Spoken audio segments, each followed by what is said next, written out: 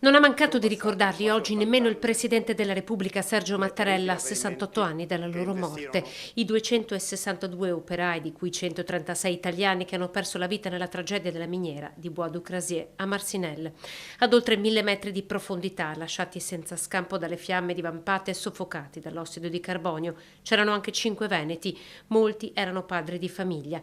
C'era Mario Piccin, aveva 37 anni, era di Codognè, Guerrino Casanova, di anni ne aveva 33 ed era di Montebelluna, Giuseppe Polese, di Cimadolmo, appena 22enne, e poi Dino Dalla Vecchia di Sedico e Giuseppe Corso di Montorio Veronese. Ilvana è la figlia di Mario Piccin, così raccontava del suo papà ai nostri microfoni 2 anni fa.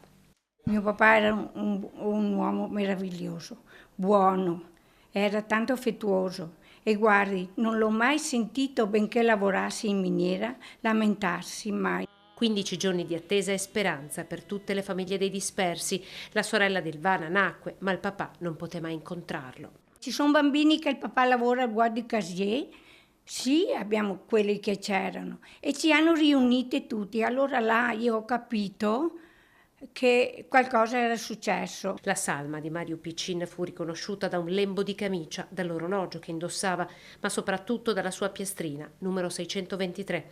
Quella piastrina e il casco da minatore sono stati riprodotti nel monumento dedicato a lui che ora si trova in centro a Codognè. Una tragedia scritta nella storia del dopoguerra italiano, un sito, quello di Bois du Crasier, divenuto negli anni un simbolo di sacrificio ma anche un monito contro il rischio e lo sfruttamento nei luoghi di lavoro.